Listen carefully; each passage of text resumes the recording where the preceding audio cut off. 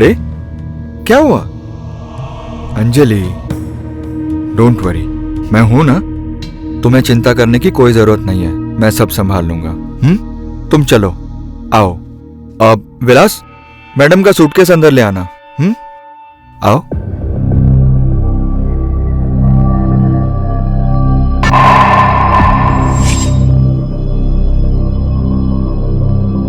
सुनील, तुम जो करने जा रहे हो उसके बारे में ठीक से सोचा तो है ना? क्या खास सोचा पापा? भैया सिर्फ अंजलि की प्रॉब्लम देख के आप उससे शादी करना चाहते हैं, तो हमारी नौकरानी चंपा क्या बोल रही है? उसकी भी तो सेम प्रॉब्लम है ना, उससे शादी कर लीजिए। और वैसे भी दिखने में दोनों में ज्यादा अंतर नहीं है। बकवास बंद कर रजत। तू जिसके बारे में बात कर रहा है ना, वो मेरी होने वाली बीवी है और तेरी भाभी। तमीज से बात कर। ओह, अगर अंजलि भाभी हो सकती है तो मेरी गर्लफ्रेंड पूजा में क्या प्रॉब्लम थी भैया? मैं भी तो उसे प्यार करता था, उससे शादी क्यों नहीं करने दी आपने? देख रजत, मैंने तुझे उस वक्त भी कहा था कि वो अच्छी लड़की नहीं है, और आज भी कहूंगा। एक मिनट, झगड़ा बंद कर दो। बेटा अंजलि, तुम इस शादी से खुश तो हो ना? अरे खुश क्यों नहीं होंगे? जब ये दोनों एक दूसरे के साथ शादी करना चाहते हैं तो इसमें हर्जी क्या है? मुझे तो ये बहुत ही पसंद है। आज जा बेटा।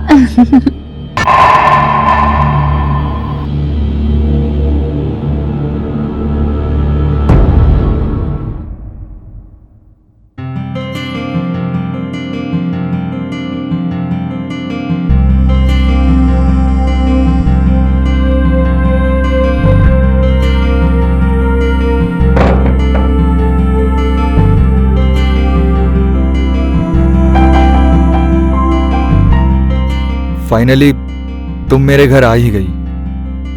अंजलि, तुम खुश तो हो ना? अरे कुछ बोलो।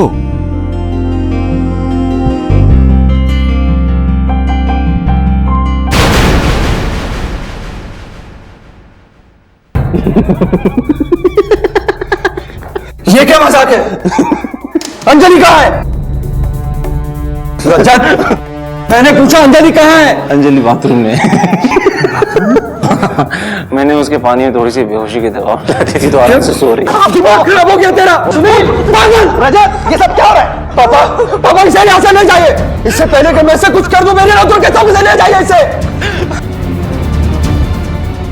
अंजलि, अंजलि, अंजलि उठो। तो अंजलि। आखिरकार काफी मुश्किलों का सामना करने के बाद सुनील ने अंजलि का हाथ थामा और उन दोनों की जिंदगी का हर पल मुस्कुरा उठा। Happy 5th marriage anniversary. Anjali को ऐसा पति मिला जो उसकी कद्र करता है, उसकी छोटी छोटी खुशियों का ख्याल रखता है।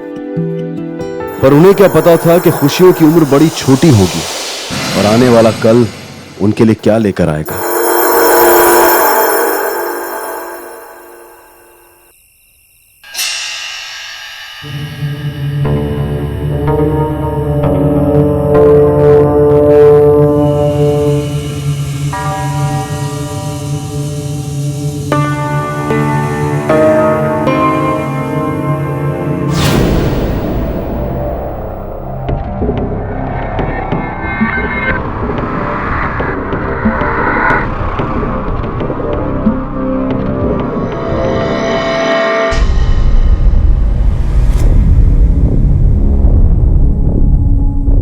एक मिनट, केबिन में कोई है?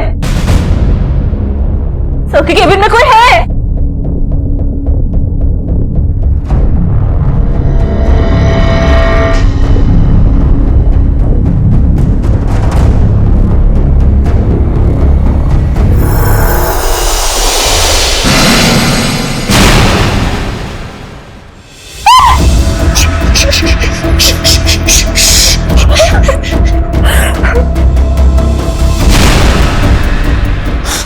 लगता है पुलिस को बुलाना पड़ेगा। No no no no no, police को मत बुलाना, कैसे तो हम फंस जाएंगे। ओके, ठीक है, निकलो ऐसे।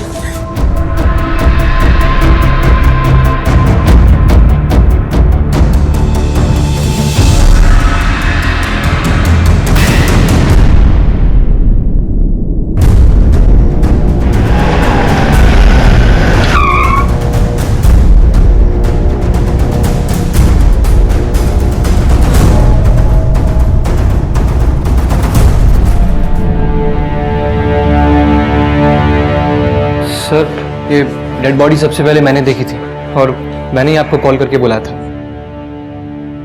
सर, एक कामयाब बिजनेसमैन का इस होलिये में आत्महत्या करना कुछ अजीब है। Sharma, yes sir. Dead body नीचे उतारो।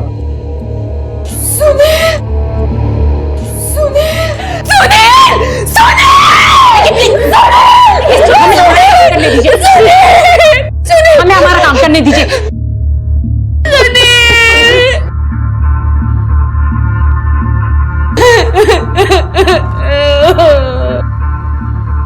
ये कौन है? सर, ये सुनील सर की वाइफ अंजलि मैडम। सर, इन दोनों की साड़ियां।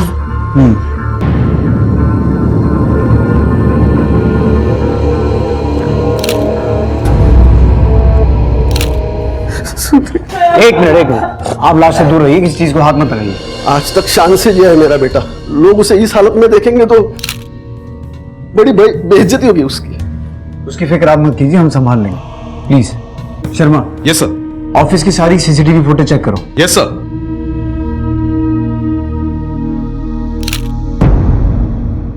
एक इंसान को इतनी जिल्लत भरी मौत देकर कातिल आखिर क्या पैगाम देना चाहता था? किसकी नफरत इस हद तक बढ़ गई थी कि उसने सुनील जैसे इंसान को सारी दुनिया के सामने इस कदर रुस्वा किया?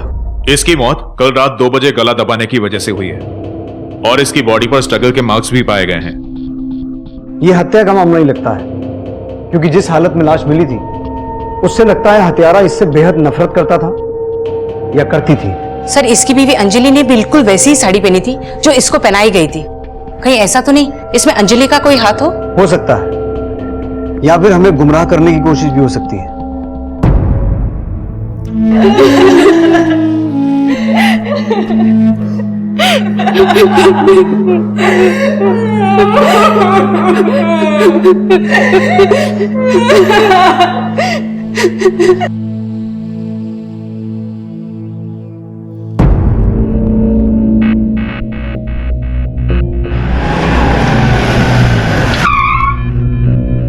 सुनील ने आत्महत्या क्यों की होगी, क्या लगता है आपको?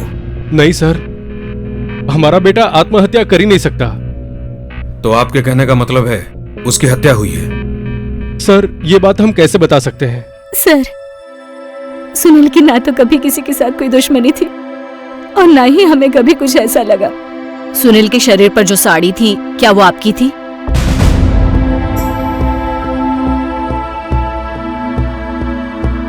नहीं, वो साड़ी मेरी नहीं थी। पर वो बिल्कुल वैसी थी जो आपने उस दिन पहनी थी।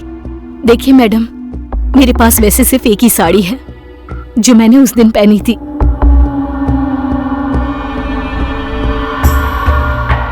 रजत, ऑफिस के सारे स्टाफ को बुलाइए, उनसे भी पूछताछ करनी पड़ेगी। जी।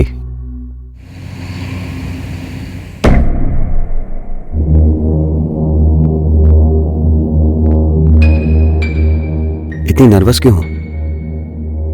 जस्ट बी नॉर्मल, वरना फंस जाएंगे हम लोग। हाँ तो मैं क्या करूं? हुआ तो सभी तुम्हारी वजह से है ना।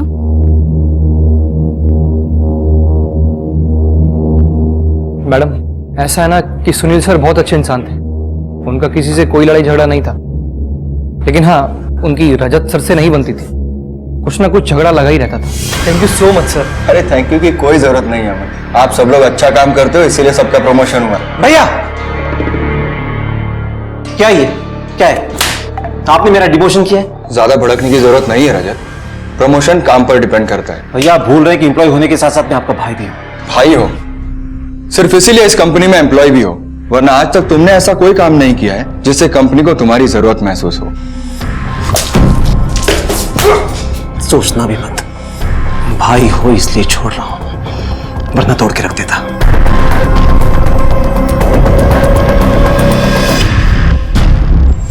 सुना है अपने भाई से बेहद नफरत करते थे तुम? सर, जो बात बात पे बेइज्जती करे उससे मोहब्बत तो नहीं कर सकते ना। तो उसका ये हाल करके तुमने अपनी बेइज्जती का बदला लिया है। सर, मेरी बेइज्जती का असली बदला तो तब होता जब ये जिल्लत उसको जीते जी मिलती। 7 तारीख यानी जिस रात हत्या हुई थी, तुम कहां थे? सर, मैं घर पे था। पक्का? सर, मुझ पे शक करने के बजाय अगर आप अंजलि के पति से पूछताछ करेंगे ना तो ज्यादा बेहतर रहेगा। अच्छा, अंजलि के पति से, यानी तुम्हारे मरे हुए भाई से? सर मैं अंजलि के पहले पति अमरदेव की बात कर रहा हूं। विश्वास नहीं हो तो खुद पूछ लीजिए।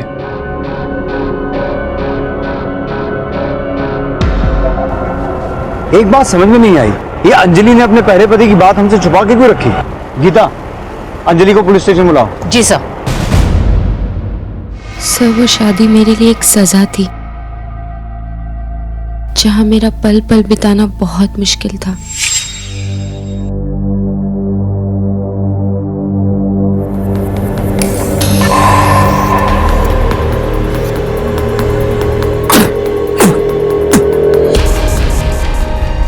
क्या हुआ? खाना है ये, खाना है ये, ऐसे बनता है खाना? अभी तक खाना बनाने नहीं आया तुम्हें? हाँ? क्यों? क्या हो गया? मैं सिखाऊं? मैं सिखाऊं तुझे? अगर तुम्हारा पति तुम्हारे साथ ये सब करता था तो तुम सहन क्यों करती थी? क्योंकि सर उसने मुझे धमकी दी थी कि अगर मैंने कुछ भी करने की कोशिश की तो वो मेरे बच्चे के साथ कुछ कर बैठेगा। तो सुनील इस सब में कहां से आया? सर सुनील मेरे बचपन का दोस्त था। जब मुझे लगा कि उस घर में मैं और मेरा बच्चा सुरक्षित नहीं है, मैंने सुनील को कॉल किया।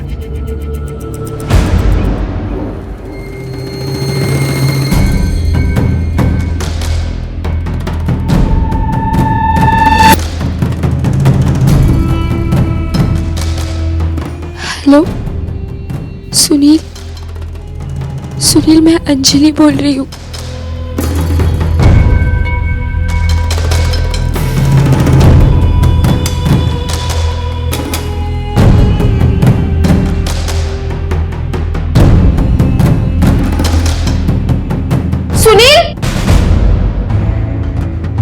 अंजलि, अंजलि। हाँ सुनील, मैं अंदर हूँ सुनील। हाँ हाँ अंजलि मैं आगे। मुझे बंद किया हुआ है सुनील। विराज जल्दी से कुछ लेकर आओ, ताला तोड़ो। Yes sir. अंजलि मैं हूँ, अंजलि मैं यही हूँ। विराज जल्दी तोड़। Yes sir.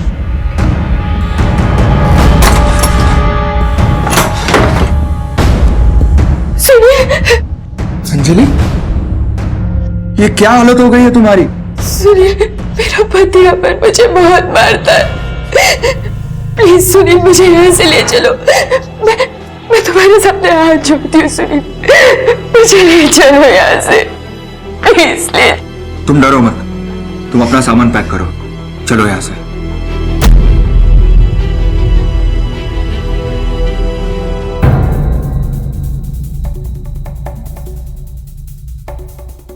कौन है ये? कौन हो भाई? और ये मेरे बीवी बच्चों को कहां लेके जा रहे हो? तुम डरो मत। और तू सोनोई, अब अंजलि यहाँ नहीं रहेगी, समझा? और हाँ, आज के बाद इनकी जिंदगी में दखल मत देना। हा? चलो, अरे हट, तुम चलो। ए रुक! अंजलि, एक कदम भी अगर आगे बढ़ा है ना तो मुझसे बुरा कोई नहीं होगा, सुन लेना। अगर तूने एक कदम आगे बढ़ा ना तो हमसे भी बुरा कोई नहीं होगा। आप लोग कौन हैं? हाँ? हमारे घर के मामले में बोलने वाले आप लोग कौन होते हैं? चलिए निकलिए यहाँ से, तू भी निकल दे, चल। हम लोग महिला मोर्चा से आए हैं। साली तेरे चक्कर में एक अकेली महिला को बहुत मार लिया, अभी औरतों का मार खा के देख जरा। साला इसको तो चप्पल से मारना चाहिए। हाँ? औरतों पे हाथ उठाने का बहुत शौक है इसको। जल्दी से काली लेके आ, इसकी भूख को लगा दे। तुम डरो मत, चलो।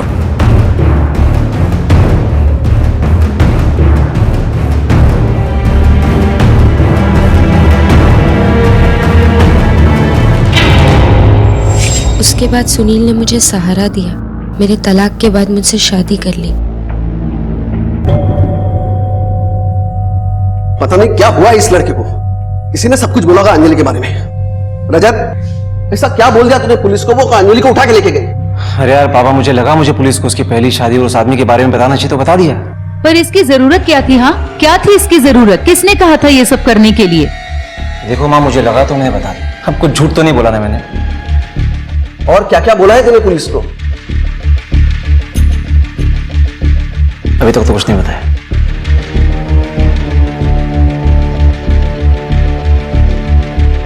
सर, अंजलि के एक्स हस्बैंड अमर के बारे में इंफॉर्मेशन मिल गई है। वो डोमेस्टिक वायलेंस केस में कुछ दिन पहले पैरोल पे बाहर आया है, मगर उसके बाद उसका कुछ पता नहीं चला। सर, सुनील के ऑफिस से करण आया है जो आपको कुछ बताना चाहता है। करण? Yes sir. बोलो करण, क्या बताना चाहते हो? सर वो एक्चुअली मैंने आखिरी बार सुनील सर और विलास को किसी आदमी को बहुत ज्यादा मारते हुए देखा था सर। कौन था वो आदमी? सर जानता तो नहीं, लेकिन अगर देखूंगा तो पहचान जाऊंगा। अच्छा, ये विलास कौन है? सर सुनील सर का ड्राइवर, और बहुत दिन से सर दिखाई भी नहीं दिया। विलास का कोई नंबर या पता है? जी सर। ये विलास किधर रहता है? इधर ही रहता है सर विलास। अरे इस पे तो ताला लगा हुआ है।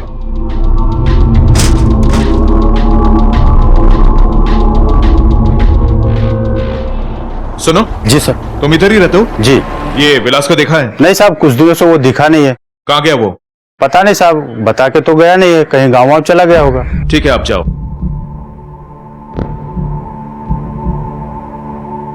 सर, ये विलास मिसिंग है। उसका नंबर भी लगातार बंद आ रहा है। विलास के कॉल डिटेल्स निकालो, पता करो आखिरी बार किस नंबर से बात हुई थी और लोकेशन कहाँ का था। ओके, ठीक है सर। सर यहाँ पे थोड़ी ही दूर गौतमपुर रोड है जहाँ विलास के फोन की लास्ट लोकेशन ट्रैक हुई थी। ठीक है।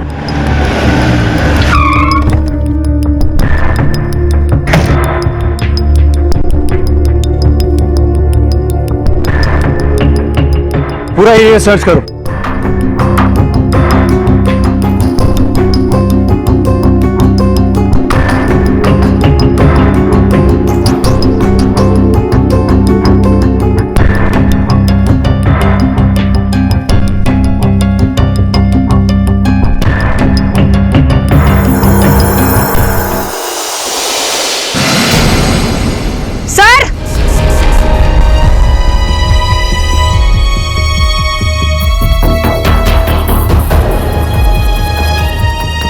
सर, ये पास में एक जला हुआ वॉलेट मिला है। इसके अंदर ये आधार कार्ड है।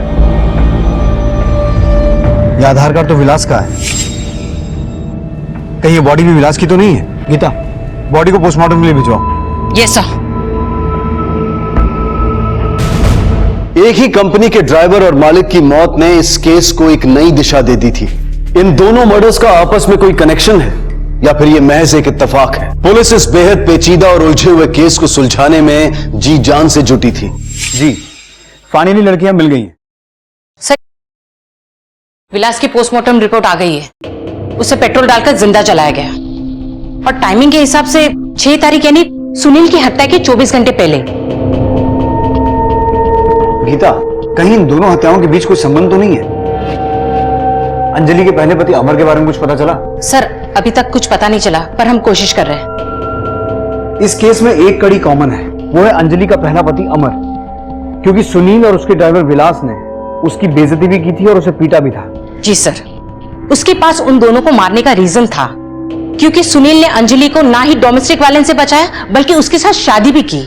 करेक्ट, और इससे अमर और भड़का होगा, इसलिए शायद उसने सुनील को मारकर उसे औरतों वाले कपड़े पहना दिए। लेकिन सर, उसका भाई रजत, वो भी तो उससे नफरत करता था। गीता। हाँ शर्मा, बोलो। ठीक है सर, अमर का पता चल गया।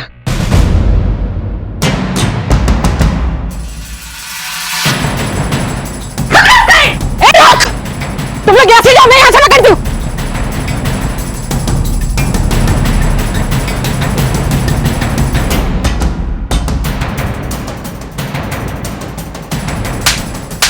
मैंने कुछ नहीं किया, सच्ची बोल रहा हूं। चलो इसे लेकर। मैंने कुछ नहीं किया।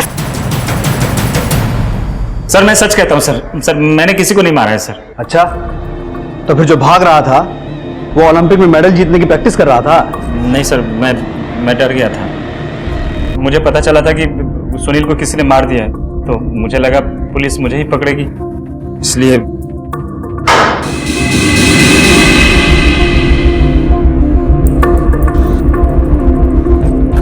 यही था ना वो? जी हाँ सर, यही वो आदमी है जिसे सुनील सर और विलास मार रहे थे। नहीं।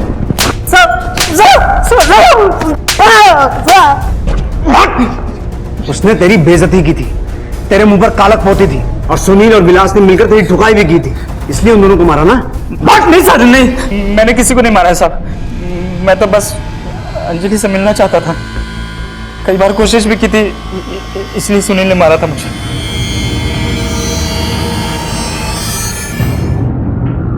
सर, सीसीटीवी फुटेज के हार्ड ड्राइव में कुछ टेक्निकल प्रॉब्लम है।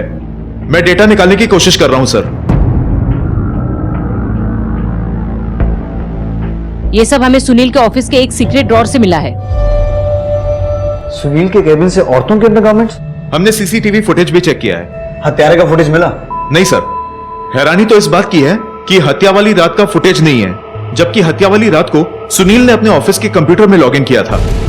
शर्मा, इससे पहले भी कभी ऐसा हुआ है कि रात के वक्त सुनील ने अपने ऑफिस के कंप्यूटर में लॉगिन किया हो? यस सर, ऐसा कई बार हुआ है। इसका मतलब सुनील खुद ही नहीं चाहता था ये रिकॉर्डिंग हो सकता है उसका किसी के साथ अफेयर हो और वो उससे मिलने ऑफिस में बुलाता हो। गीता, अगर उसका किसी के साथ अफेयर था तो हो सकता है इस हत्याकांड में कोई औरत भी इन्वॉल्व हो। सारा डिटेल साइबर सेल भेजो। Yes sir. मैडम, वो सुनील सर के अफेयर का तो पता नहीं, लेकिन वो अपनी अलीशा मैडम है ना, वो उनको लाइक करते थे। अभी कुछ दिन पहले मैंने खुद अलीशा मैडम को रात में ऑफिस आते हुए देखा था। जी मैडम, और सुनील सर कुछ ज्यादा ही मेहरबान रहते थे उन पर। नहीं सर, मेरा अफेयर सुनील जी के साथ नहीं था, मेरा अफेयर रजत के साथ था। रजत, अलीशा हमें बता चुकी है, जिस रात ये हत्या हुई थी तुम दोनों ऑफिस में मौजूद थे। हाँ सर, हम लोग मौजूद थे। इसका मतलब लाश को सबसे पहले तुमने देखा था, तो फिर पुलिस को इन्फॉर्म क्यों नहीं किया? सर, मैं नहीं चाहता था कि अलीशा की बदनामी हो। झूठ है ये सब।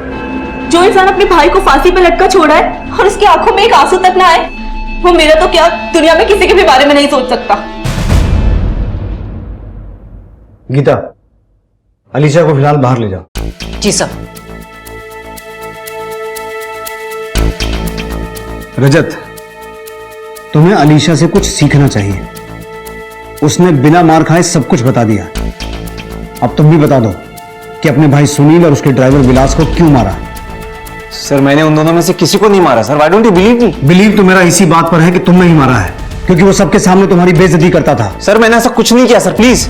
रजत, जब हम किसी को अरेस्ट करके अपने लॉकअप में रखते हैं ना, उसका मुंह अपने आप खुल जाता है, लेकिन उसकी थोड़ी मालिश करनी पड़ती है। Sir, but how can you arrest me? मैंने किया क्या है? हत्या जैसे अपराध की जानकारी होने के बावजूद पुलिस को इन्फॉर्म ना करना भी अपराध है। वैसे इतना तो पता होगा कि सुनील के ड्रॉर से जो कपड़े मिले थे वो किस लड़की के थे? सर, हो सकता है वो अलीशा के हो। ठीक है, हम पता लगा लेंगे, पर याद रखना, बिना हमारी इजाजत के शहर छोड़ के मत जाना। Okay sir.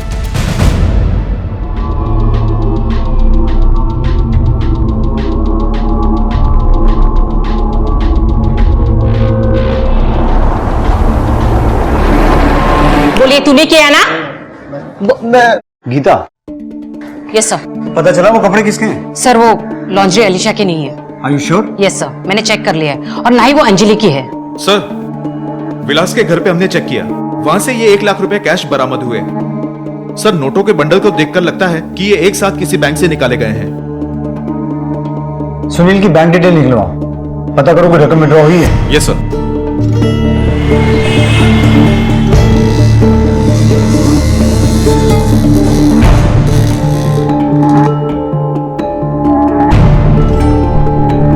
सर।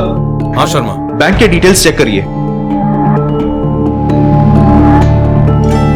सुनील के ही अकाउंट से 2 बार पैसे निकाले गए हैं। एक बार 3 लाख रुपए, फिर ड्राइवर की मौत के बाद 3 लाख रुपए।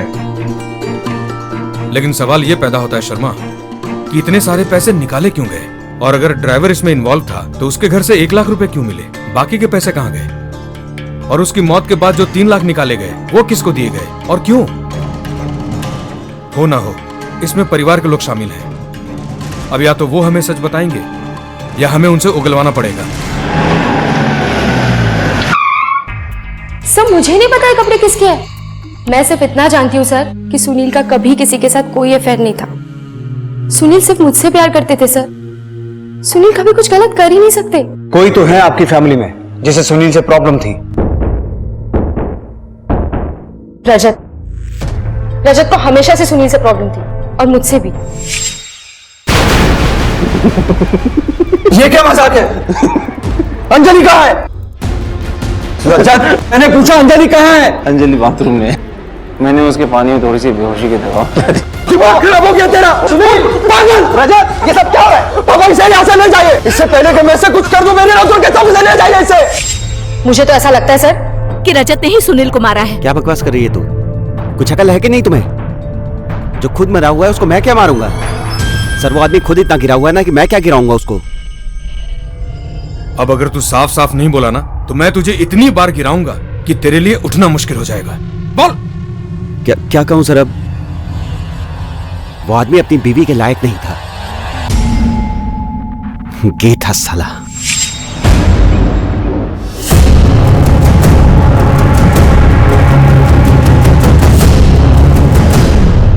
अंजलि, ये बात सच है?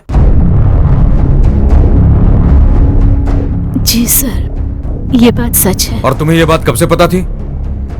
सर वो एक दिन मैं मार्केट से आ रही थी।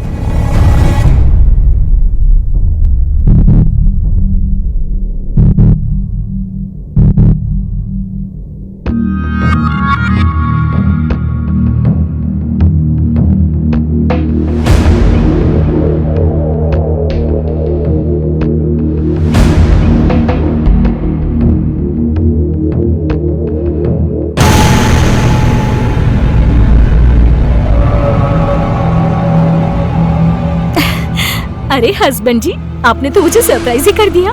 मैंने तो ऐसा सिर्फ कॉमेडी फिल्मों में देखा था। वैसे ये साड़ी ना आप पर इतनी सूट नहीं कर रही है।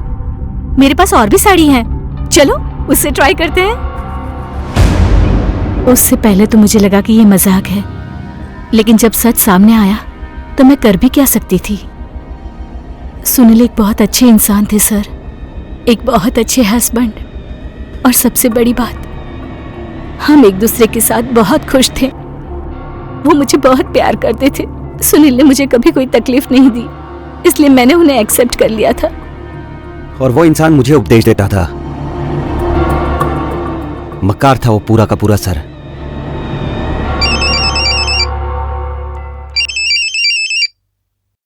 बोलो शर्मा। सर, सीसीटीवी कैमरे का फुटेज रिकवर हो गया है। ठीक है।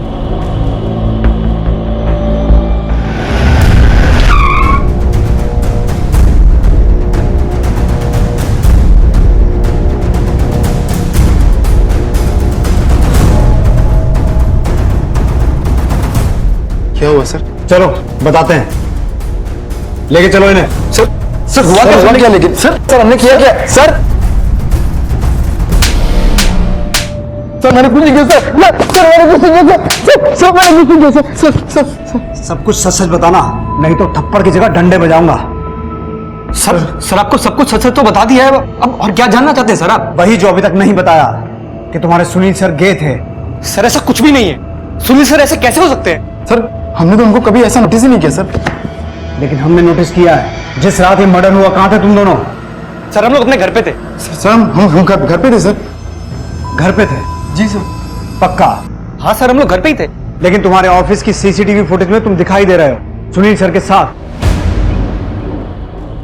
वही सीसीटीवी फुटेज जिसे डिलीट करने की कोशिश की थी तुमने, और तुम्हारे घर से वो पैसे भी मिल गए हैं जो तुमने सुनील सर से लिए थे। देखो हमें सब पता चल गया है। अगर हम बोलेंगे तो तुम्हारी चीखें निकलेंगी, अगर अपने आप बताओगे तो हम शांति से सुन लेंगे। फैसला तुम्हें करना है। सर मैं सब बताता हूँ आपको सर। सब बताता हूँ।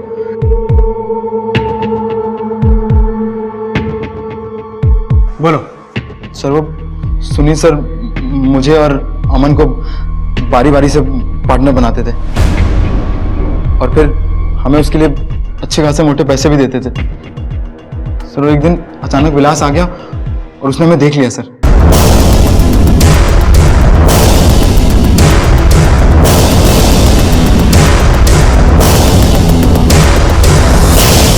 और हमने सोचा जब विलास को सब कुछ मालूम चली गया तो उसको अपने साथ मिला लेते हैं सर। देख विलास, तूने सब कुछ तो देख ही लिया, तो एक काम करना, तो इसका फायदा उठाया। लेकिन कैसे? ब्लैकमेल कर, खूब पैसा मिलेगा। और फिर हम तीनों ने सर सुनील सर से खूब मोटा पैसा अंदर किया, लेकिन सर विलास का लालच बढ़ गया था सर। विलास, तुम जानते हो कि देखो विलास, तुम जानते हो कि कंपनी की हालत पहले ही कितनी खराब है, और पहले ही तुम्हें मैं इतने पैसे दे चुका हूं। अब और क्या चाहिए? अरे साहब, महंगाई का जमाना है, कितने खर्चे हैं, कुछ तो करो।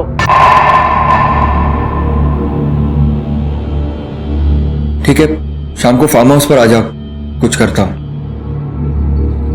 थैंक यू साहब, चलता हूं।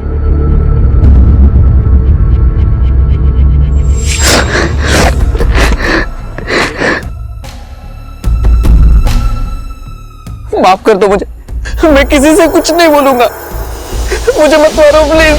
अरे डर क्यों रहे हो? हाँ, डरो मत।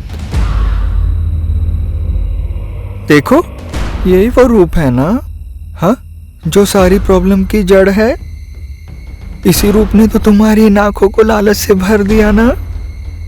डरो मत, आओ मेरे पास, आओ आओ।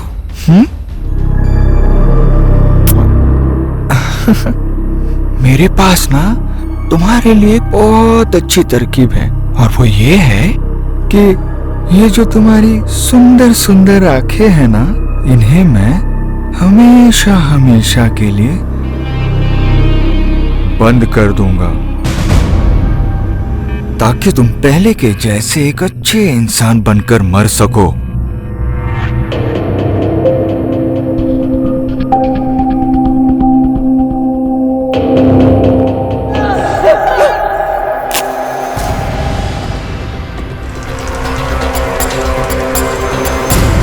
सुनील सर का वो भयानक रूप देखकर हम डर गए थे सर। सर, विलास ने सुनील सर को बता दिया था कि हम लोगों ने उसको उकसाया है। उस वक्त तो सुनील सर नहीं माने, क्योंकि हम लोग पार्टनर्स थे। लेकिन हम लोग डर गए थे कि अगर सुनील सर को इस बात का पता चल जाएगा तो वो भी हमारे साथ वैसा ही सलूक करेंगे जैसा विलास के साथ किया था।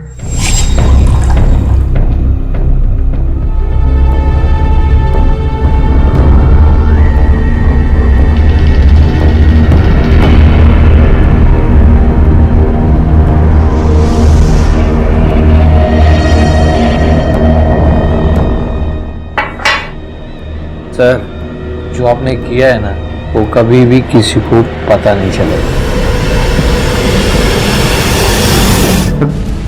बस यही हमारा प्लान था सर, और हमें लगा कि किसी को कुछ पता भी नहीं चलेगा सर। जब भी कोई अपराधी कोई प्लान बनाता है, वो ये भूल जाता है कि एक प्लान पुलिस का भी जरूर बनता है, जो एक दिन उन्हें पकड़कर सलाखों के पीछे पहुंचा देता है।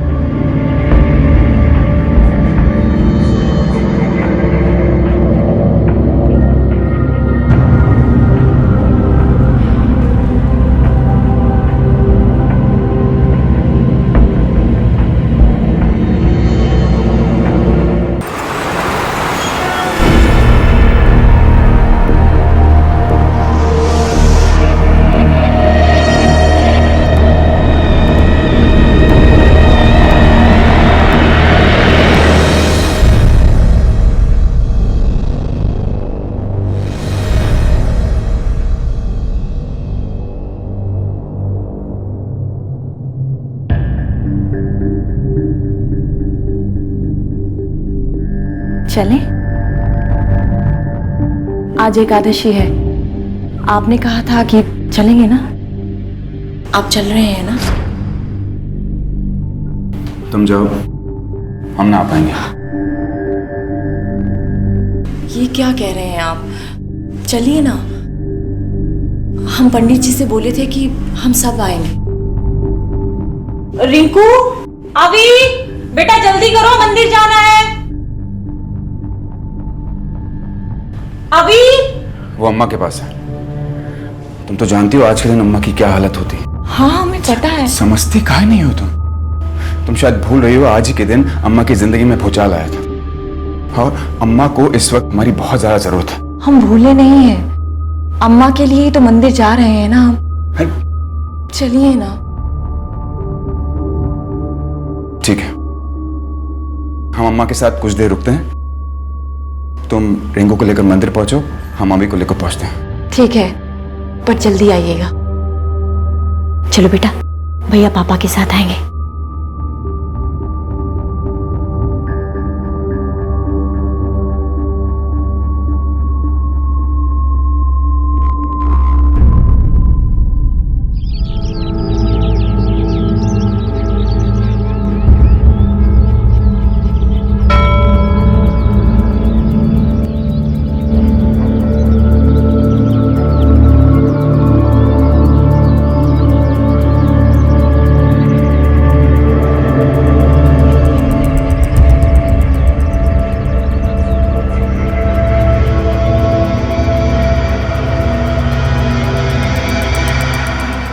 हेलो, हाँ हम आ गए हैं। नहीं हम अकेले हैं, वो नहीं है, बोले बाद में आएंगे। हाँ ठीक है।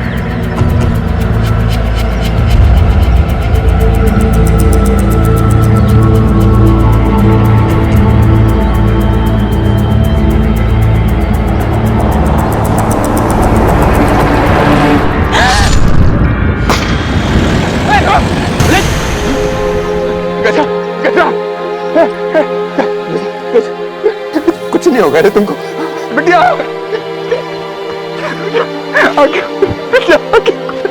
मेरा पापा है ना, कुछ नहीं होने देगा, कुछ नहीं।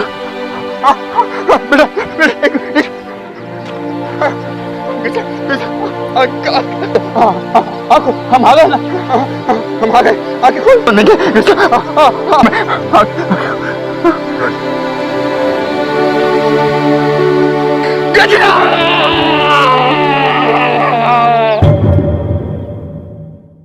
एक शांत सुबह मंदिर की ओर जा रही गजरा शुक्ला और उसकी नन्ही बेटी रिंकू शुक्ला का किसी ने बेरहमी से कत्ल कर दिया। एक पति, एक बाप रो रो कर मदद की गुहार लगा रहा था, पर आखिर कौन था यह कातिल और क्या था उसका मकसद?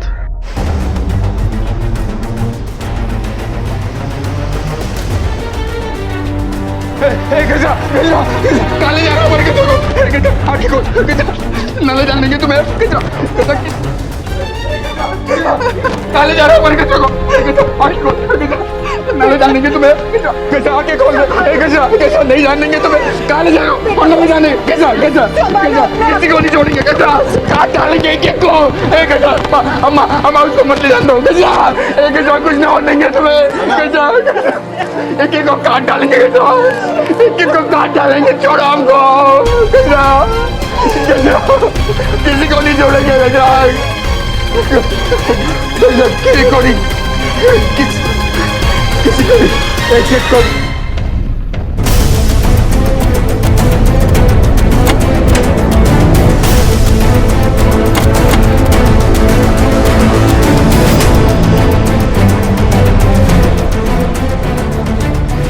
अजय, ये जितने भी सबूत मिले हैं सबको फॉरेंसिक टेस्ट के लिए भेजो। तो आप सब में से किसी ने भी यहाँ से किसी को आते जाते या भागते हुए देखा है? नहीं सर। देखिए, दिन दहाड़े किसी का यहाँ तलवार से खून किया गया है, किसी ने तो कुछ तो देखा होगा। यादव, इस पूरे इलाके की छानबीन करो, कोई ना कोई सुराग जरूर मिलेगा। जी सर।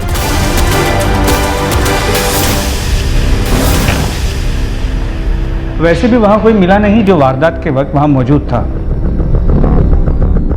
वीरेंद्र शुक्ला की पत्नी अपनी बच्ची को लेकर मंदिर जा रही थी, लेकिन मंदिर वो नहीं गई, मंदिर के पीछे के इलाके में गई। अब सवाल ये उठता है कि वो खुद से मंदिर के पीछे के इलाके में गई या फिर उसको वहां कोई खसीट के ले गया जबरदस्ती। सर ऐसा लगता तो नहीं है, क्योंकि मंदिर के आसपास की जमीन गिरी थी। अगर कोई उन्हें जबरदस्ती ले जाने की कोशिश करता तो उन्हें घसीटे जाने के निशान होते, और ऐसे कोई निशान तो थे नहीं, और ना ही उनके पास इतना वक्त था कि वो निशान मिटा सके, क्योंकि अगर वो कोशिश करते तो कुछ और निशान बन जाते।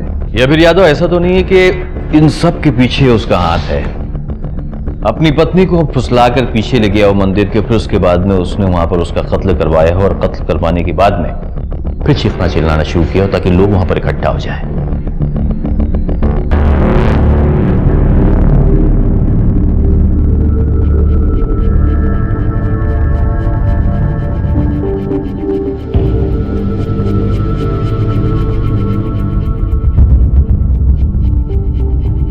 गजरा, हमारी बिटिया आराम करो। अम्मा गजरा। आप जरा बच्चे को लेके बाहर बैठिए। इंस्पेक्टर साहब, हमें अपनी बीवी और बेटे के पास होना चाहिए था। तुम्हारी पत्नी और बच्ची की लाश को पोस्टमार्टम के लिए भेज दिया गया है। सब आपसे विनती करते हैं, एक बार हमें उनको देखने दीजिए। उनके अंतिम संस्कार के लिए। आप बैठिए। देखो वीरू, तुम चाहते हो ना कि तुम्हारी पत्नी की आत्मा को शांति मिले, तो तुम पुलिस की मदद करो, उन मुजरिमों को पकड़वाने में मदद करो जिन्होंने तुम्हारी पत्नी पर हमला किया था। सबसे पहले तुम ये बताओ कि तुम्हारी पत्नी मंदिर गई थी और थोड़ी देर के बाद में तुम मंदिर पहुंचे उसके पीछे, वो भी अकेले, और अपने बच्चे को भी साथ में लेकर नहीं गए। क्यों? साहब, हमारी अम्मा की तबीयत खराब थी। आज एकादशी है, आपने कहा था कि मंदिर चलेंगे। हम अम्मा के साथ कुछ देर रुकते हैं, तुम रिंकू को लेकर मंदिर पहुंचो, हम मम्मी को लेकर पहुंचते हैं। हमारा जो बिटवा है वो का हमारे अम्मा से बहुत ज्यादा लगाव, इसलिए हमारे बिटवा को अम्मा के पास छोड़ के निकल गए थे। चलो मान लेते कि तुम्हारी अम्मा की तबीयत खराब थी, तुम अपने बेटे को नहीं ले जा पाए, लेकिन सवाल ये उठता है कि तुम अपनी पत्नी के साथ में क्यों नहीं गए? थोड़ी देर के बाद क्यों उल्टी मारी? अभी कहा सवाल, आप लोग शक कर रहे हैं हम पे। शक करना हमारा काम है, जितना सवाल तुमसे किया जाए उसका जवाब दो। साहब, हम अपनी पत्नी से कहे थे कि हम थोड़ी देर बाद आते हैं, हमारी अम्मा को हमारी जरूरत थी, इसलिए हम थोड़ी देर बाद गए। अब ये कौन अपराध है का? तुमने अपनी पत्नी के कातिलों को अपनी आंख से देखा था? कौन थे वो? शकल नहीं ना देख पाए ना साहब।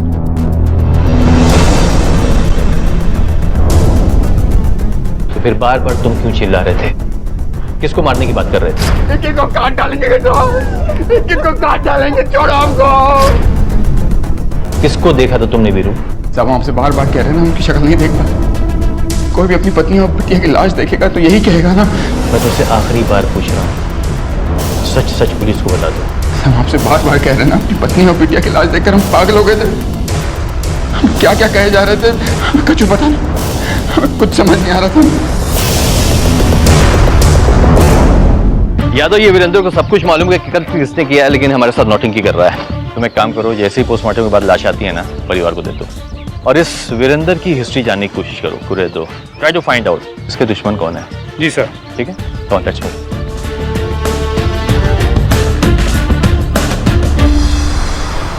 सर, इस वीरेंद्र शुक्ला की 10 साल पुरानी कहानी खोज निकाली है।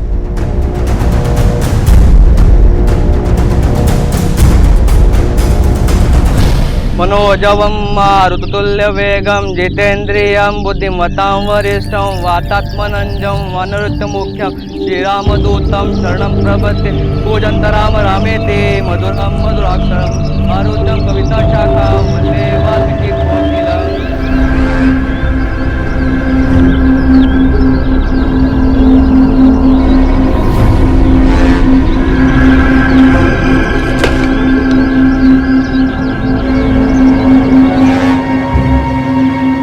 आप चीता को आग दीजिए।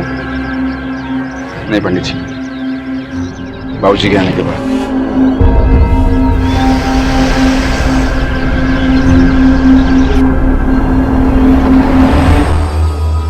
यादव जी, बहुत सही फैसला किया हमने यहाँ पे आके। देखते जाइए, यहाँ पे बहुत बड़ा हंगामा होने वाला है।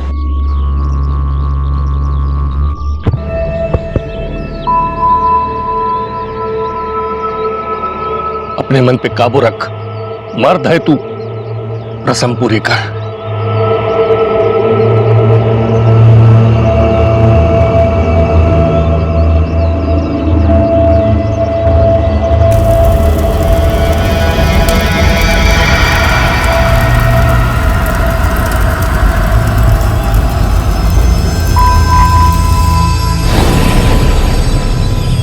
जान से मार दूंगा तुम लोगों को। तुम लोगों ने मेरी बीवी को मारा है। होश में आ वीरू, हमने किसी को नहीं मारा है। रिश्तेदार होने के नाते हम यहाँ तेरा दुख बांटने के लिए आए हैं। कोई जरूरत नहीं दुख बांटने की। जाओ वीरू, मेरे कमान के। मुझे मारेगा, मुझे मारेगा, मुझे मारेगा तू।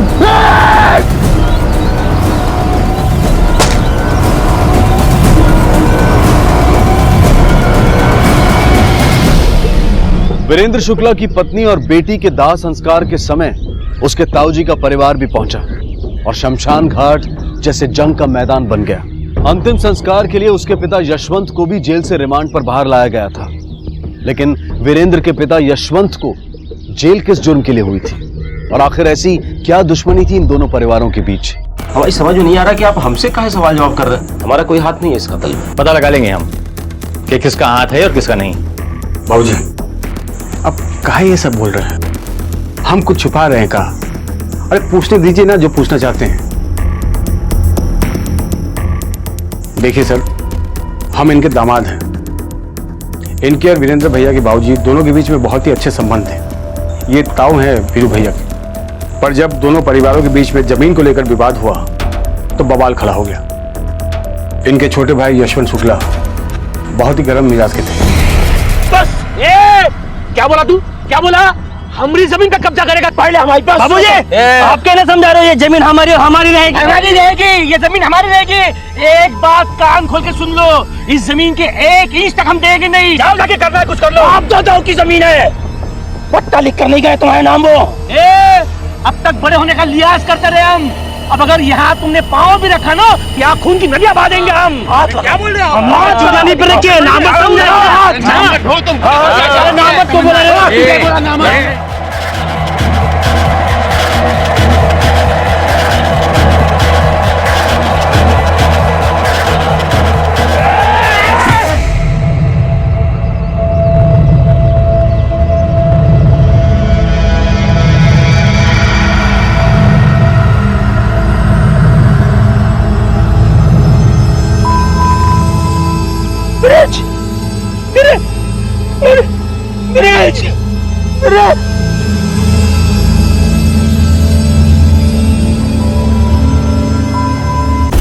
हमरे छोटे दादा हमरे ही बाबूजी को मार दिए, हमरे ही आंखों के सामने। एक बात बताइए, जब गजरा का कत्ल हुआ उस वक्त आप कहाँ थे? मैं घर पर था, अपने बेटे की बरसी की पूजा करवा रहा था। और तुम कहाँ थे? ये घर पर ही था। तुम? वो खेत पर था सर। में कोई गवाह है तुम्हारे पास? किसी ने देखा तुमको वहां पर? अब इतना कौन ध्यान रखता है साहब कि कोई मिला भी होगा तो शायद। दरअसल साहब, हमारे दामाद जी बहुत ही शांत प्रवृत्ति के आदमी हैं। ये सिर्फ शांति सुलह की बात करते हैं, कत्ल तो कभी कर ही नहीं सकते साहब। ये हमारे परिवार के साथ जो कुछ भी हुआ है ना, वो 10 साल पुरानी बात है। अब आप ही बताइए, अगर हमें किसी का कत्ल करना होता तो क्या हम 10 साल तक किसी का इंतजार करते? अरे हम पहले अपने भाई के परिवार को खत्म कर देते। 10 साल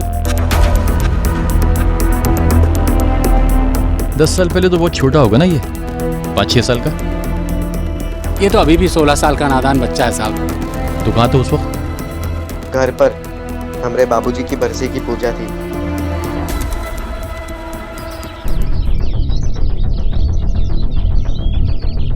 तुम्हारी पत्नी के कत्ल को लेकर हमें किसी पर शक है। अम्मा अभी को लेकर अंदर जाओ। चलो।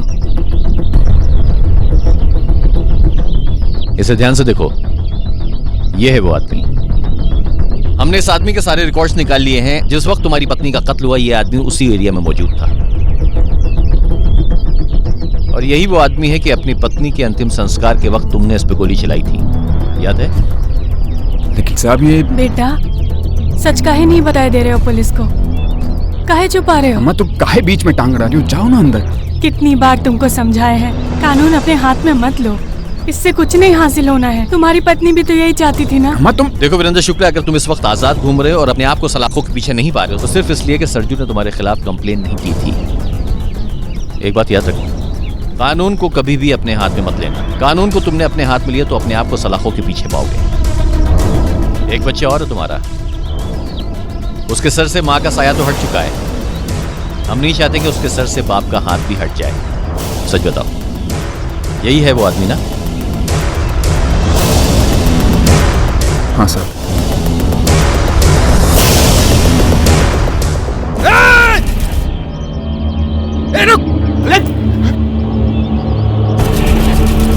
साहब वो सरजू ही था। लेकिन साहब ये हमारे परिवार का आपसी मामला है, आप इसमें दखल ना दें तो ही अच्छा है। हम जानते हैं इस सब केसेस को हमें कैसे हैंडल करना है। और वैसे भी आप लोगों की फौज पर हमें बिल्कुल भी विश्वास नहीं। 10-15 साल ये केस कोर्ट कचहरी में चलेगा, उसके बाद हमारा फैसला आएगा हमारी मौत के बाद।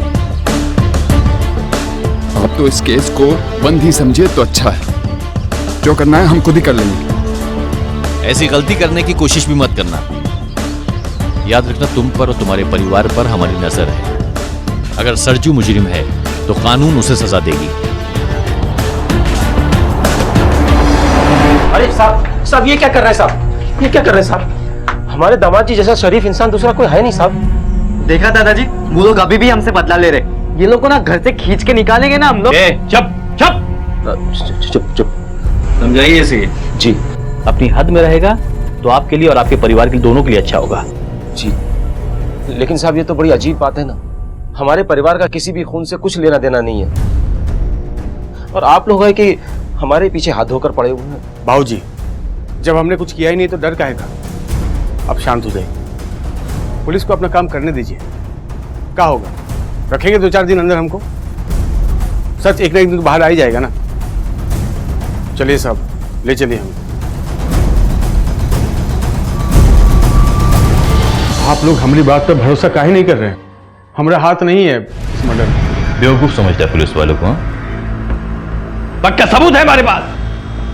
जिस वक्त ये हादसा हुआ तू उस वक्त अपने खेत में नहीं था, मंदिर के कहीं आस पास था। सजू देख, तू सच सच बता दे, वरना मैं अगर अपने हिसाब से पूछूं तो ये बहुत भारी पड़ेगा। लेके जा सच बताते सब। हम सच बताते सब। ये सच है कि हम मिलने वाले थे गजरा भाभी को, पर हमारी मिलने की वजह कुछ और थी साहब।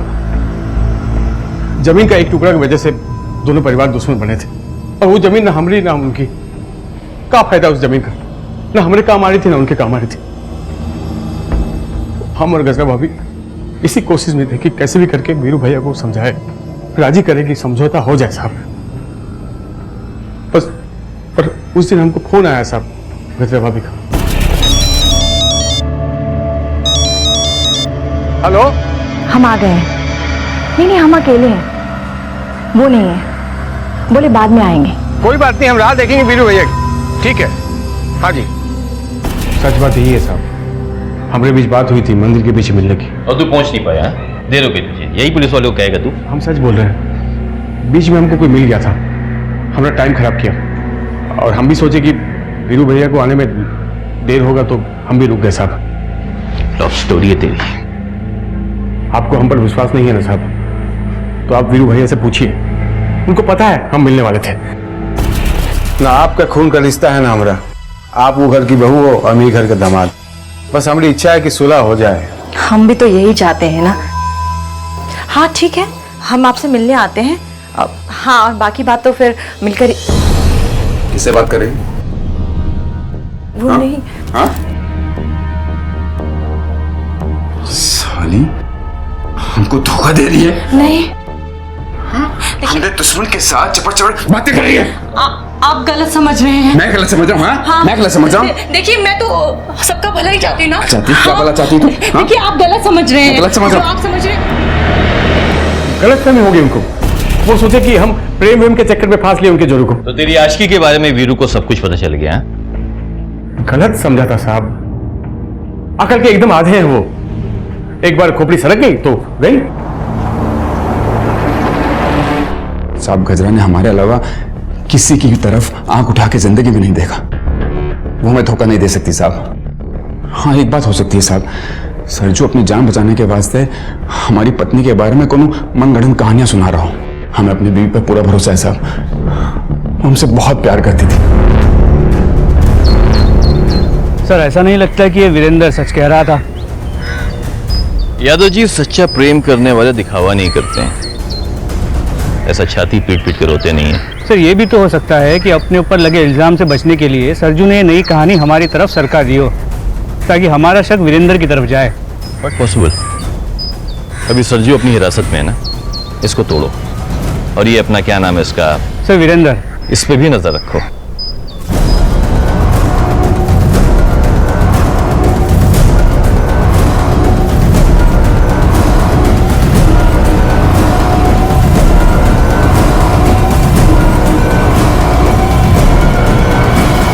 बजरंग शुक्ला का दामाद सरजू अब भी पुलिस की हिरासत में था, लेकिन फिर भी पुलिस को शक था कि कहीं इस पूरे घटनाक्रम का सूत्रधार वीरेंद्र शुक्ला तो नहीं।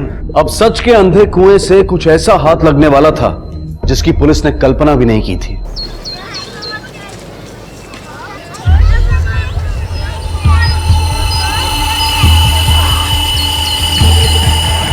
रुको रुको रुको, बच्चे को कहाँ ले जा रहे हो? छोड़ दो उसे। रुको रुको रुको। क्या कर रही है ये पुलिस? क्यों चिल्ला रहा है? क्या कर रहे हैं आप लोग? हमारे बेटवा को अगवा कर लिया गया है, कभी भी मार सकते हैं उसको। हाथ पर हाथ धरे बैठे हो आप। क्या बात है, क्यों चिल्ला रहा है? कच्चू नहीं कर सकती ये पुलिस, कच्चू नहीं कर सकती। अब जो करेंगे हम भी करेंगे। आवाज नीचे कर। पुलिस स्टेशन ये बता, कहां से अगवा हुआ तेरा बच्चा? साहब हमारी बीवी को मार डाला, हमारी बच्ची की जान लिया, हमारे बेटवा ऊपर। नहीं साहब, कुछ नहीं, कुछ भी नहीं मिला। साहब हम पर भरोसा कीजिए, हमने नहीं उठवाया अभी को, और फिर हम क्यों उठवाएंगे साहब? वो तो हमारा पोता है साहब। कौन उठवाया और बच्चा कहाँ है ये तो हम पता लगा ही लेंगे।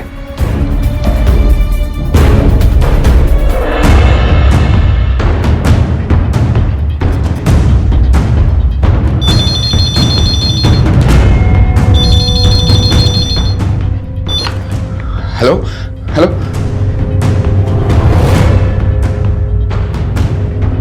देखिए हम आपके आगे हाथ जोड़ते हैं, आप हमारे बेटे को कुछ मत कीजिए, हम अपना केस वापस ले लेंगे, सर्च को छुड़वा देंगे हम, लेकिन प्लीज हमारे बेटे को कुछ नहीं होना चाहिए।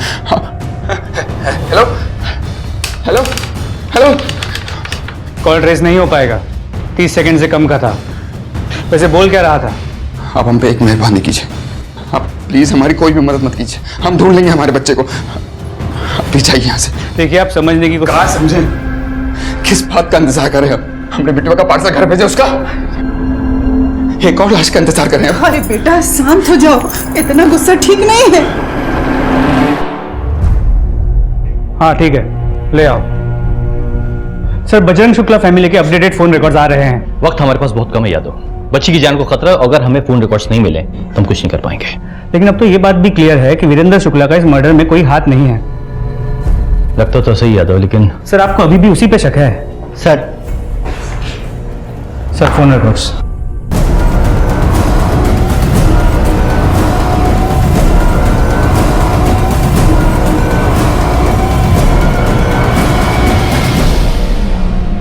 वीरेंद्र शुक्ला के छोटे बच्चे का अपहरण हो चुका था और शक की सुई आकर रुकी थी एक एंग्री यंग मैन गुड्डू पर। अपने पिता की हत्या को लेकर उसमें इतना गुस्सा था कि वो कभी भी जुर्म का सहारा ले सकता था। सर बहुत कोशिश की इस गुड्डू का मुंह खुलवाने की, लेकिन वो मुंह खुलता ही नहीं। एक ही रट लगा बैठा है कि वो इसमें शामिल नहीं। या तो लड़का है कच्ची उम्र का, लेकिन अंदर से बहुत पक्का है। देखो यादव, अगर गुड्डू मुंह नहीं खोलता तो कोई बात नहीं, हम कोई दूसरा रास्ता निकालेंगे उसका मुंह खुलवाने का, लेकिन इससे पहले कि वीरेंद्र के बच्चे कोई जान ले हमें कुछ करना होगा। सर विरेंद्र शुक्ला आया है, वो आपसे तुरंत मिलना चाहता है। भेजो उसे। ठीक है सर। साहब हमसे गलती हो गई सर। कैसी गलती? साहब उस दिन हमले में सरजू शामिल नहीं था साहब, बहुत बड़ी गलती हो गई। देखो वीरू, डर के मारे ऐसा कुछ मत कर बैठना जिसकी वजह से। काहे का डर साहब? साहब हम उनसे कौन शिकायत नहीं है, हम अपना केस वापस लेना चाहते हैं।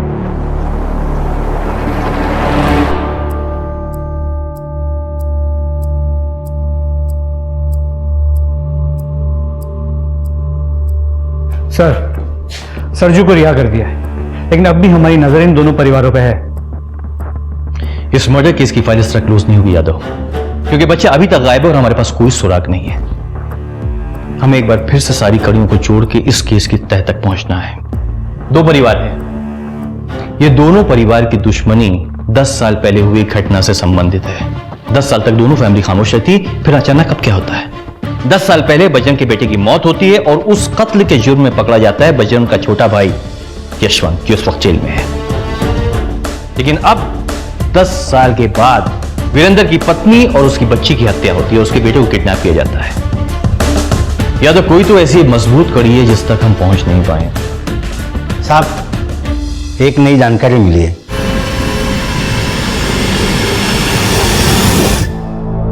बिटुआ।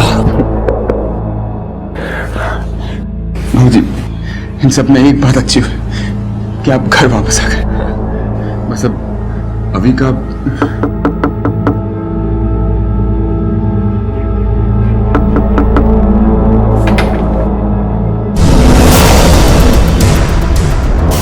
जी क्या हुआ इंस्पेक्टर साहब?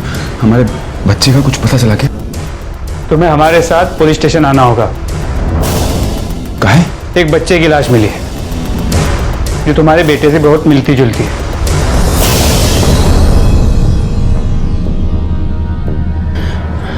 नहीं इंस्पेक्टर साहब, ये हमारा बेटा नहीं है। तुम जा सकते हो। जैसे ही कुछ पता चलेगा तुम्हारे बेटे का तो खबर कर देंगे। आपसे ना हो पाएगा, हमको विश्वास ही नहीं रहा पुलिस पे। आप भूल जाइए, हम खुद ढूंढ लेंगे अपने बच्चे को।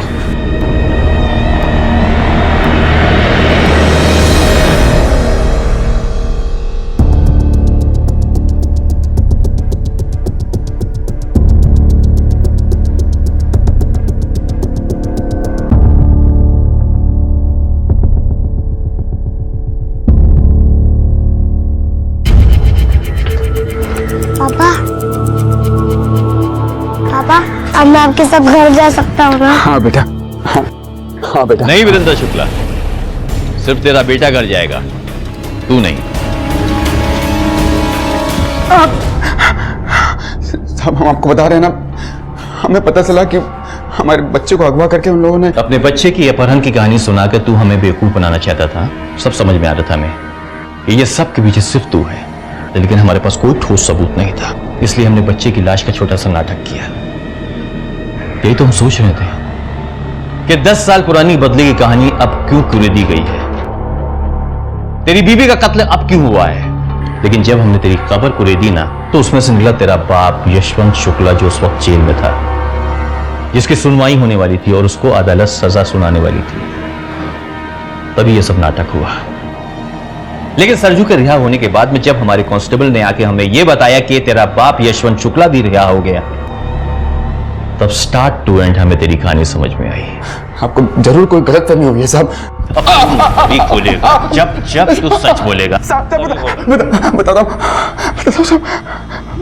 बता दो साहब, ये सब हम नहीं करवाया। हमने अपने ताऊजी को समझाने की बहुत कोशिश की, बोला कि केस वापस ले लो, लेकिन वो मानते ही नहीं थे। फिर आखिरी बार जब हमने उनसे मुलाकात की तो ताऊजी आप अपना केस वापस ले लीजिए। हमारे बाबूजी को 10 साल हो गए जेल में बंद हुए। इतनी लंबी सजा तो काट चुके हैं, कीमत चुका दी उन्होंने। आप तो जानते हैं जो कुछ भी हुआ वो एक सोचा समझा मर्डर नहीं था, गुस्से में एक किया गया एक हादसा था। अच्छा, हमने अपना बेटा खोया है, उसे तो सजा मिलनी ही चाहिए। सड़ने उसे जेल के अंदर, तुम लोगों से दूर। ताऊजी हम समझ रहे हैं आप क्या कहना चाह रहे हैं, लेकिन उस दिन जो भी हुआ वो कहा सुनी में हो गया था, उसमें कुछ निश्चित। तू भूल सकता है क्योंकि वो तेरा चचेरा भाई था। मैंने अपनी औलाद खोई है। ठीक है ताऊजी, हम अपने बाबूजी के लिए कुछ भी कर सकते हैं। बताइए क्या कीमत चाहिए आपको? देखिए, हमारी तरफ से एक जान गई, जमीन हाथ से गई, बस उतना मुआवजा दे दीजिए, केस वापस ले लेंगे। ठीक है, कितना मुआवजा चाहिए आप लोगों को? साहब हमने सोचा कि वो लोग 4-5 लाख मांगेंगे, लेकिन जब सरजू ने मुंह खोला तो 40 लाख। 40 लाख? जी इतना तो सब कुछ बेचकर भी हम नहीं ला सकते हैं। देखिए, चाचा जी की रिहाई की इतनी कीमत तो बनती है भाई। अब फैसला आपके हाथ में है, बस चलिए बाबूजी।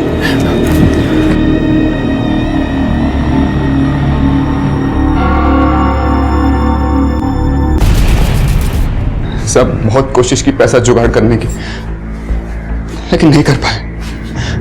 उधर बाबूजी की तारीख भी नजदीक आ रही थी।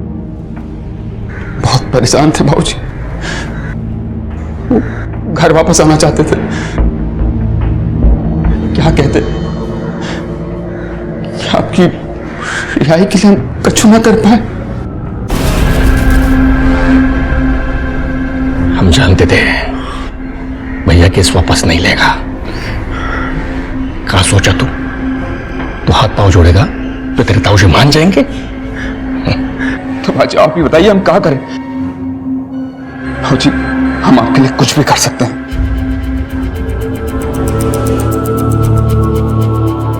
कुछ भी करेगा? हाँ।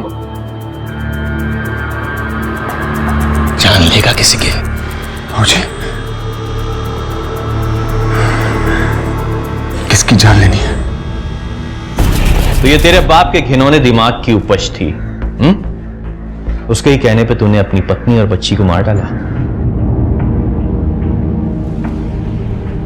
सब हमने गजरा से कहा कि हम कुछ देर अम्मा के साथ रहते हैं, थोड़ी देर बाद हम मंदिर आ जाएंगे। हमको पता था वो सरजू से मिलने जा रही है। हमको ये भी पता था कि उन दोनों के बीच में कोई चक्कर नहीं था। तब हमने प्लानिंग की। हाँ, वो निकल चुकी है। सरजू जब तक मंदिर के आसपास रहता, पुलिस के रिकॉर्ड के हिसाब से शक उसी पे होता। इसलिए हमने एक गुंडा भेजकर सरजू को कुछ देर तक वहीं अटका के रखा, ताकि हम अपनी प्लानिंग को अंजाम दे सकें। फिर जैसे ही कत्ल हुए हम वहां पहुंच गए साहब। अपने बाप के जंक लगे दिमाग पर तूने भरोसा कर लिया और अपनी ही बच्ची और बीवी को मरवा दिया। हमारे बाबूजी हमसे बोले कि बाप जिंदगी में एक ही होते हैं। औरत का काम एक कहीं तो दूसरी आ जाएगी। औलाद पैदा करना तो अपने हाथ में ना साहब। तेरी बच्ची खुद अब तेरा खून थी ना? हा? उसका कत्ल करवाने में एक बार भी तूने सोचा नहीं? सब बेटी का काम वो तुम जीवन भर का बोझ होता। मरवा डाल। बिटुआ तो था ना हमारे पास। बिटुआ था तेरे पास? हाँ, बिटुआ था और बेटी को तूने मरवा दिया। वो तेरा खून नहीं थी? हाँ? तू अपने बाप की सजा कम कराने के लिए किसके पास गया था? बजरंग के पास में ना? क्या हुआ? उसने केस वापस लिया? अब जब सरजू के लिए मिलने गया तो वो नहीं मानी। इसीलिए फिर बाबूजी के कहने पर हमने अपने बेटे अभी को अगवा करने का प्रोग्राम बनाया। और गुड्डू जेल के अंदर था तब। क्या चाहिए तुमको? आप जानते हैं दाऊजी, केस वापस ले लीजिए। छुड़वा दीजिए बाबूजी को। पहले गुड्डू और सरजू को छुड़वाओ। ठीक है, हम सरजू को छुड़वा देंगे, लेकिन गुड्डू घर में तभी आएगा जब हम अपने बाबूजी से गले मिल पाएंगे। दाऊजी के पास कोई चारा नहीं था, उनको माननी पड़ी हमारी बात, तभी हमने सरजू को छुड़वाया। लेकिन तू और तेरा बाप, तुम दोनों ही सड़ोगे जेल के अंदर उम्र भर। अपने पिता की रिहाई के लिए अपनी ही पत्नी और बच्ची की हत्या करने वाला वीरेंद्र अपने पिता की हर बात मानने को राजी कैसे हुआ? कैसी मानसिकता है ये?